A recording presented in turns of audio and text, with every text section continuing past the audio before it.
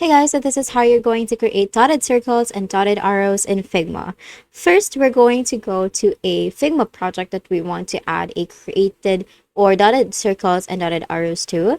And then from here, we are going to draw a circle using the ellipse tool. So you can find the ellipse tool from the toolbar right here. So it would usually look like a line right here. So in order for you to access the ellipse tool, you're going to click on the arrow icon right here and then just click on ellipse. And then we're just going to zoom in our canvas, and then we're going to draw a circle right here.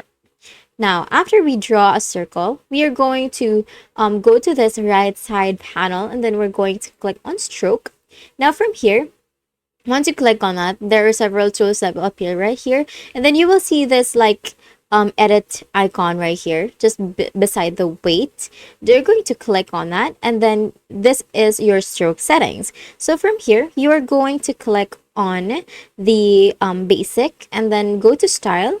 Under here, we are going to select dashed instead of solid, and then as you can see here, it has become dotted. Now you can arrange the dashes, the gaps between the dashes. Maybe if you want to make it more circular, then maybe you can make the gap 1, and then as you can see here, it has increased in number and it has decreased in size per dash, and it looks more like a dots right now. So you're gonna have to do this for arrows as well. You're just going to add an arrow. You're just going again to go to stroke and then fix the style of the lines. And that is how you're going to create dotted circles and dotted arrows in Figma. If this video helped you, please don't forget to like the video and subscribe to the channel for more videos like this.